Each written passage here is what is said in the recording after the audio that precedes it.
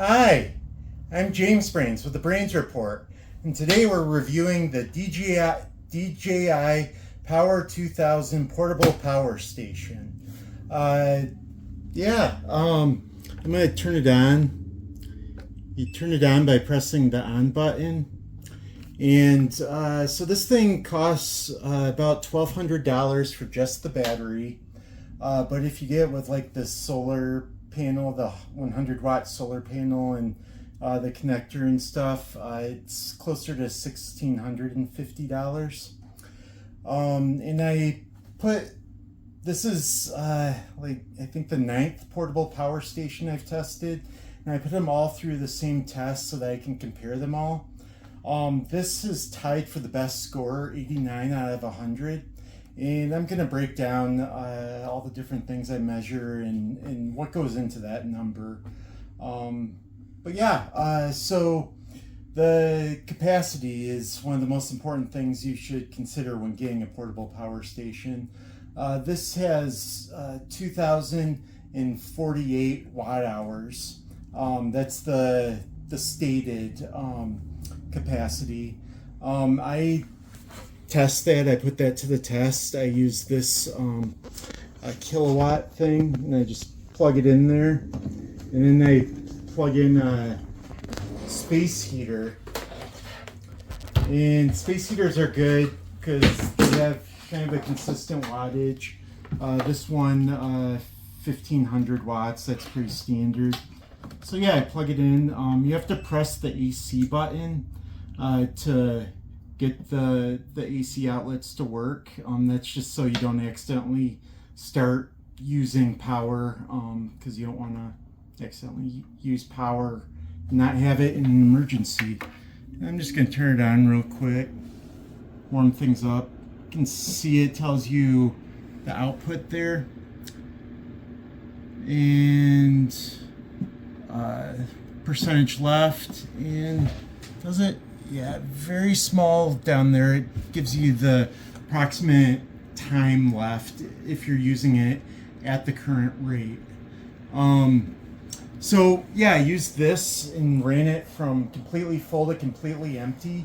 And I measured that it put out 1,800 watt hours, which is about 88% of the stated amount, which maybe doesn't sound good, but it's actually the best of the portable power stations I've tested. So this came the closest to actually hitting its stated watt hour output thing. And please forgive me if I get watt hours and watts mixed up in here. Please know that I mean to say it the correct way. So if you're at 1,800 watts, that could power like a 80 watt mini fridge for 22.5 hours. It could power a 1,000 watt microwave for close to 2 hours. And basically you can do all sorts of calculations. You just take the 1,800 you look at the wattage of your appliance. Let's say it's 80. And you take the 1,800 watt hours and divide it by the wattage of your appliance, and that gives you how many hours that appliance can run on this bad boy. And you don't necessarily have to do the math, because it does tell you how much time's left. Also, it tells you that in the app as well. Another thing that people probably want to know is how much can it handle at once? How many watts? The stated is 3,000 watts, and I found that is accurate. I plugged in two 1,500 watt space heaters, ran it until the battery died. It lasted about 45 minutes, but it had no problem handling the 3,000 watts at once. It did have a little bit of an issue when I wanted to recharge it. It said it was kind of overheating and it needed some time to just chill out and relax all cool.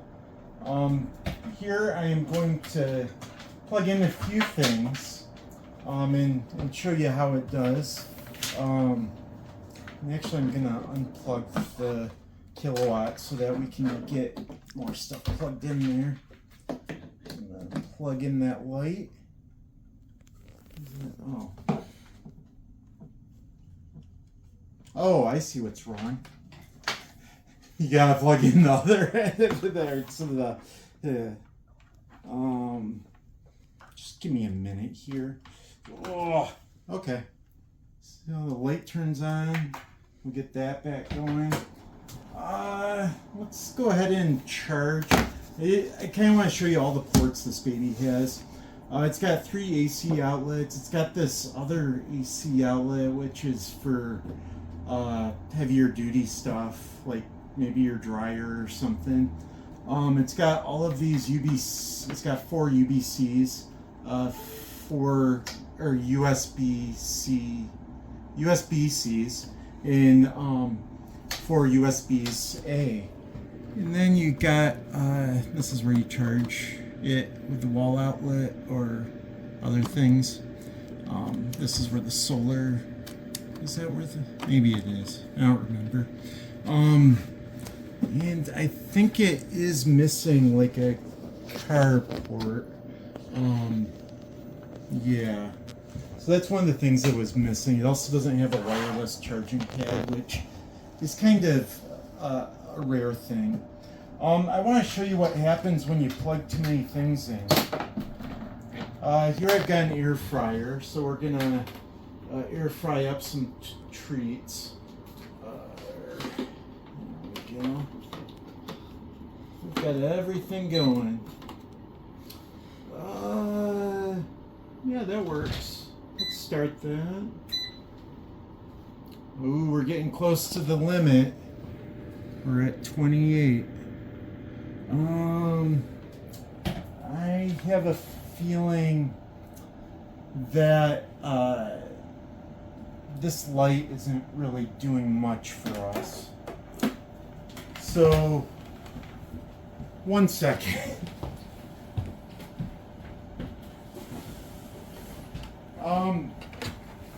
I've got another space heater here.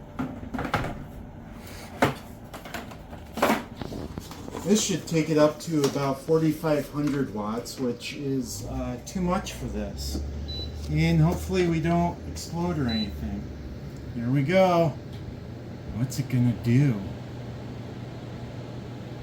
Don't get your face too close. Yep. Automatically throws a overload error, and it automatically turns off the AC power. And, it's still charging the laptop though. That's cool. But yeah, just kind of wanted to show you that little fun experiment. I'm gonna move some of this stuff out of the way so I can sit back down.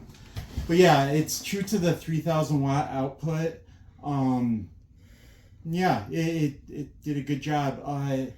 Another thing is recharging. It did very good recharging, plugging it into a wall outlet. It went from completely empty to full in 1 hour and 55 minutes. And, or you can charge it with solar, which is about $450 more. First of all, I want to show you, it's very portable, this thing. And you can, like, it's got a zipper here, zipped up area where you can store the cords. So yeah, it makes it pretty portable. This baby's pretty heavy, but yeah, I'll talk about that more in a minute here. So it works like this. You kind of take it out, and in theory you spread it out like this. I'm still here, and then you put it where it's gonna be very sunny. Try to get direct sunlight. I'm not gonna do it precisely, but then you plug in a bunch of these cords. This cool thing, it's got 3 different plugs, so you could do a few panels. I did not have a chance to do a few panels. I was pretty impressed with how well this panel did. It's rated for 100 watts, and it was pretty close to 100 watts throughout the testing. And one of the issues, though, is you need to constantly reposition the panel so that it's getting the direct sunlight, because I discovered that the sun, well, the sun does not move.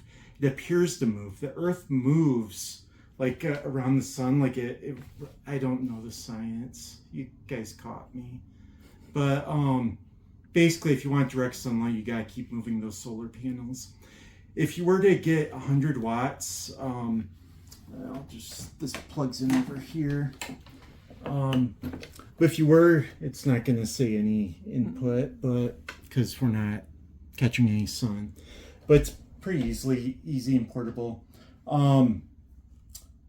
Yeah, what I was saying is, if you were to get 100 watts, like forever, like the whole time, it would take about 18 to 20 hours to charge this, which, I don't know, unless you're like in the land of the midnight sun, you're gonna need more than one day. But it might be enough to like top things off or give you just enough juice for this or that. Cool. What else did I want to say? I pointed out the ports. So it has, I like to determine how portable something it is. I like to figure out how many pounds per watt hour that it, or actually the other way, how many watt hours per pound that this is like. And this is a pretty heavy fella, but it's about 42.8 watt hours per pound. What the hell does that mean? It's not the most useful number on its own, but when you compare it to other portable power stations, this pound for pound has a lot of juice. It does better than any of the other 8 that I tested.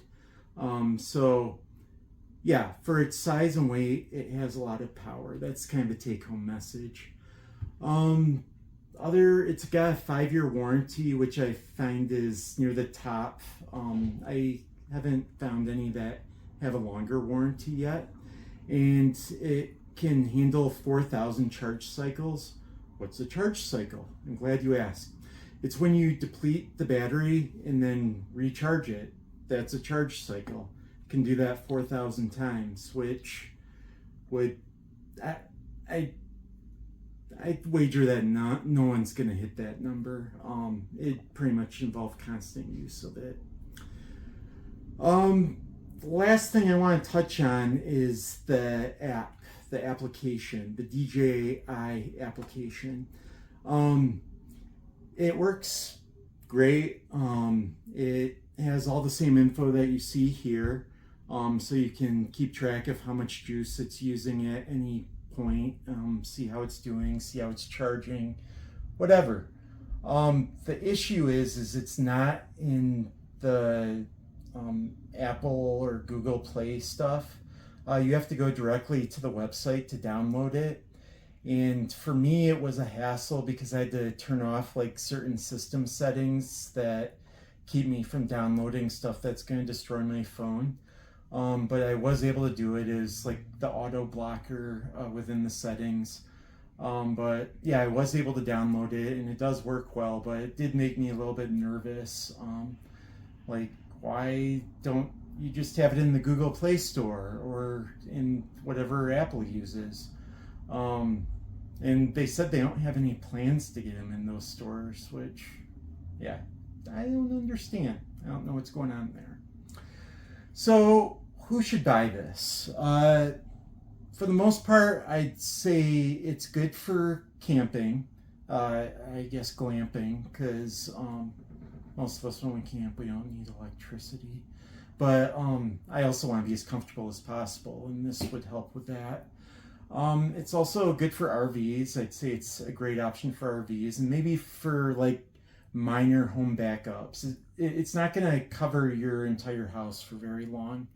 But like, let's say you rely on a CPAP machine and you lose electricity. My parents are that way. I think a CPAP in general uses about 60 watts.